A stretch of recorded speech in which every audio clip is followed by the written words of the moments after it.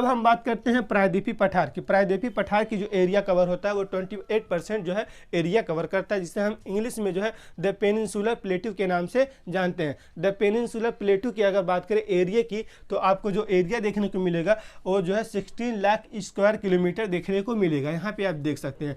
अगर हम इसके सीमा बॉर्डर की बात करें तो ये जो है कहाँ से कहाँ तक देखने को मिलता है, तो जो है द प्लेटू जो एरिया होता है, जिसे हम कटा फटा भूखंड के नाम से भी जानते हैं, ये तिकोने आकार वाला कटा फटा भूखंड है। अगर इसकी उत्पत्ति की बात करें तो इसकी उत्पत्ति जो है आग्नेय और रूपांतरित शैलों द्वारा हुआ है। आग्नेय और रूपांतरित शैलों द्वारा इसका जो है निर्माण हुआ है। और फिर बात करें हम इसके सीमा की, तो आपको जो है यहाँ पे देखने को मिलेगा कि गंगा मैदान के बाद, पंजाब मैदान के बाद आपको यहाँ पे दिख रहा होगा मालवा प्लेटू है, बुंदेलखंड प्लेटू है, बघेलखंड प्लेटू है, छोटा नागपुर का प्लेटू है, और फिर राजमहल की पहाड़ियाँ यहाँ पे देखने को मिलेंगी आपको।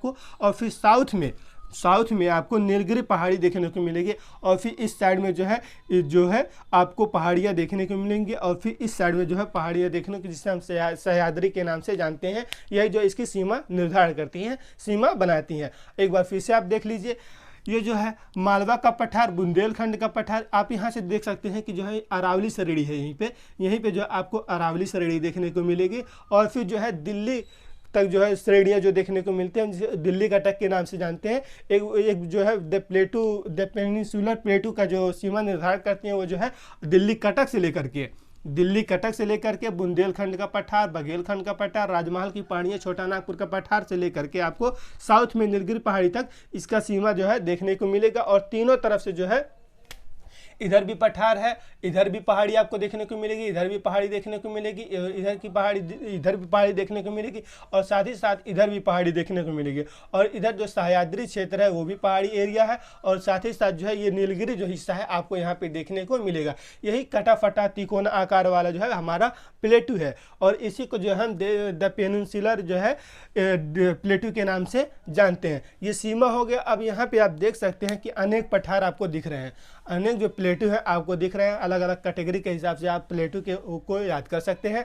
और फिर साथ ही साथ जो है आपको महाराष्ट्र प्लेटू देखेगा, आप महाराष्ट्र पठार के बाद जो है आपको कर्नाटक प्लेटू देखने को मिलेगा, जिसे कर्नाटक पठार के नाम से जानते हैं। और साथ ही साथ जो है अगर पूर्व साइड में आएंगे तो तेलंगाना प्लेटू के नाम से जो जाना जाता है, उसे हम तेलंगाना पठार के नाम से जानते हैं। यह भी आपको यहाँ पे देखने को मिलेगा। और फिर साथ ही साथ इधर जो है छोटा नागपुर का पठार है, राजमहल की पहाड़ियाँ हैं, और फिर चाहे बघेलखंड का पठार, बुंदेलखंड का पठार, और फिर मालवा का पठार देखने को मिलेगा। और फिर अनेक पहाड़ियाँ भी यहाँ पे देखने को मिलते हैं, जिसे हम विंध्याचल कहते हैं, और फिर जो है सतपुड़ा कहते हैं, महाकाल कहते हैं, और फिर जो है मैकाल कहते हैं, महादेव मैकाल। ठीक, ये जो पहाड़ियाँ आपको देखने को मिलेंगी। और फिर यहाँ की सबसे बड़ी नदी की अगर बात करें तो दक्षिण भारत की सबसे बड़ी नदी है गोदावरी नदी, जो सह्याद्री से निकलती है। और फिर यहाँ पे महानदी रिवर भी आपको देखने को मिलेगा, और साथ ही साथ जो है कृष्णा नदी आपको यहाँ पे देखने को मिलेगी। ठीक, कृष्णा नदी और फिर जो गोदावरी नदी का जो डेल्टा है आपस में सट गया है। जैसे दो नदियाँ हैं, आप ये सह्याद्री से निकल रही है नदियाँ, और फिर जो है ये गोदावरी रिवर है, और फिर इसके बाद जो है ये कृष्णा रिवर, रेड कलर का आपको जो दिख रहा है ये जो है कृष्णा रिवर है। और फिर दोनों का जो डेल्टा जो स्थल है जहाँ पे अपना जल गिराती है, दोनों का स्थल भूमि जो है सट गया है, जिसे हम डेल्टा के नाम से जानते हैं। दोनों का डेल्टा आपस में सट गया है। और फिर साथ ही साथ इसके नीचे आपको कावेरी रिवर देखने को मिलेगा। और फिर ये भी क्वेश्चन आ जाता है कि दक्षिण भारत की सबसे ऊंची चोटी का नाम बताइए। तो दक्षिण भारत की सबसे ऊंची जो चोटी है अन्नामुदी है, जिसकी आप ऊंचाई देख सकते हैं 2697। ठीक, 2697 मीटर इसकी ऊंचाई है। और इसी के बगल में आपको दोदा बेटा भी देखने को मिलेगा, जिसकी ऊंचाई है 2637 मीटर। और फिर जो है अन्नामुदी की जो है 2697 मीटर इसकी ऊंचाई देखने को मिलेगी। अगर हम बात करें इसके हाइट की, तो इसकी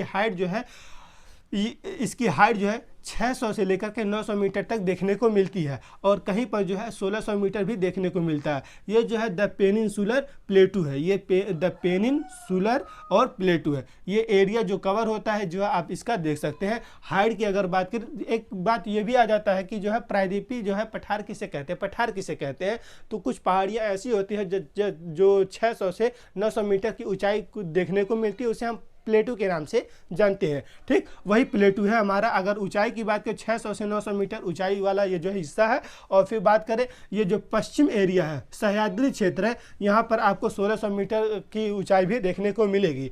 और साथ ही साथ जो एरिया कवर करता है वो 16 लाख स्क्वायर किलोमीटर एरिया जो है कवर करता है। ये जो हिस्सा है यहाँ से लेकर के यहाँ छोटा नागपुर, राजमहल की पहाड़ियाँ, और फिर दक्षिण में जो है आपको नीलगिरी पहाड़ी देखने को मिलेगी। जो एरिया कवर करता है वो 16 लाख स्क्वायर किलोमीटर हिस्सा जो है कवर करता है। अगर लेंथ की बात करें यानी लंबाई की बात, ये जो है लेंथ की बात करें लंबाई की, तो 1600 किलोमीटर आपको लंबाई देखने को मिलेगा। और विड्थ की बात करें, चौड़ाई की बात करें, 1400 किलोमीटर आपको देखने को मिलता है। ठीक, लेंथ जो है, लंबाई ये है जो आप बुंदेलखंड से आप देख सकते हैं, राजमहल की पहाड़ी जो है दिल्ली कटक से लेकर के आपको नीलगिरी पहाड़ी तक देखने को मिलेगा 1600 किलोमीटर। और फिर विड्थ की बात करें, चौड़ाई की बात करें, तो ये जो है पूर्वी घाट से पश्चिमी घाट जो चौड़ाई है, ये जो है औसत आपको बताया जा रहा है, ये जो है 1400 किलोमीटर देखने को मिलेगा। यही जो है प्रायद्वीपीय पठार है। अगर यहाँ पे मिट्टी की बात करें तो जो है लाल मिट्टी पाई जाती है, काली मिट्टी पाई जाती है। और फिर जो है महाराष्ट्र में जो है काली मिट्टी पाई जाती है। अगर यहाँ की जो प्रमुख फसलों की बात करें तो प्रमुख फसलों में आ जाता है कपास। कपास जो है काली मिट्टी पर उगाया जाता है, और काली मिट्टी पे जो है कपास उगाया जाता है। उसी से जो है कपड़ा बनाया जाता है, सूती वस्त्र कारोबार उसी पे टिका हुआ है। ठीक, ये हो गया हमारा भारत का भौतिक स्वरूप का। इसके पहले हमने हिमालय की पर्वत श्रृंखला को अच्छे से कवर कर लिया है, जिसका जो है 10% एरिया कवर होता है। उसके बाद आज हमने कवर किया उत्तरी मैदान, जिसे हम नॉर्थ प्लेन के नाम से जानते हैं, जिसे हम 43% पर जो है कवर देखने को इसका मिलेगा। और फिर जो है तीसरा है भारतीय मरुस्थल। भारतीय मरुस्थल के अगर एरिया की बात करें तो 5% एरिया कवर करता है, जो इसी में इंक्लूड है। इसी में 43% में जो है 5% इंक्लूड है। इसे आप अलग से लिखें तो भी बेटर है, या घटा के लिख सकते हैं। ठीक, ये जो है इसी में इंक्लूड है, 5% एरिया जो है कवर करता है। यानी कि आज हमने कवर कर लिया उत्तरी मैदान और भारतीय मरुस्थल, और ये जो है प्रायद्वीपीय पठार, जिसे हम द पेनिनसुलर प्लेटू के नाम से जानते हैं। इसका जो एरिया कवर होता है 28% जो है एरिया कवर होता है। अब थोड़ा सा हम जान लेते हैं कि इसका हिस्सा जो है मेघालय है। जैसे ये जो है कटा फटा भूखंड है, जो कटा फटा भूखंड है हमारा, जिसे हम प्रायद्वीपीय पठार के नाम से जानते हैं, इसी का हिस्सा जो है मेघालय है, जिसमें जो है आप देख सकते हैं गारो, खासी, जयंतिया जो पहाड़ी है, इसी की जो है एक हिस्सा है। ठीक, आप लिख सकते हैं मालवा का पठार और बुंदेलखंड का पठार, बघेलखंड का पठार, छोटा नागपुर का पठार। इसके बाद जो है आपको जो है राजमहल की पहाड़ियाँ देखने को मिलेंगी, और इसी का हिस्सा है मेघालय का पठार। जो आप देख रहे हैं ये मेघालय का पठार जो है उसी का हिस्सा, और इसी की जो पहाड़ियाँ हैं गारो, खासी, जयंतिया, इसी की जो है पहाड़ी हैं।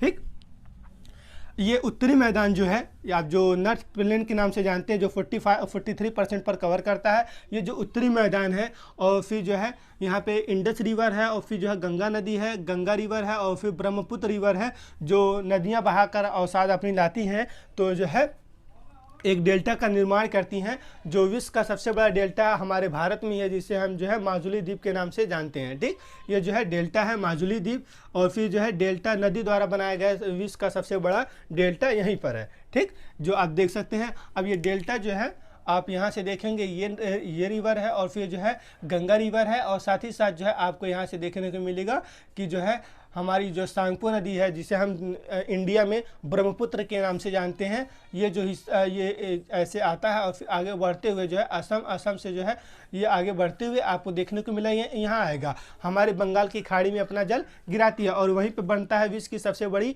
डेल्टा, जिसे हम माजुली द्वीप के नाम से जानते हैं। ये भी क्वेश्चन आ जाता है कि विश्व का सबसे बड़ा डेल्टा कौन है, तो माजुली द्वीप है। नदी द्वारा बनाया गया विश्व का सबसे बड़ा डेल्टा है माजुली द्वीप। ये जो है हमने कवर कर लिया।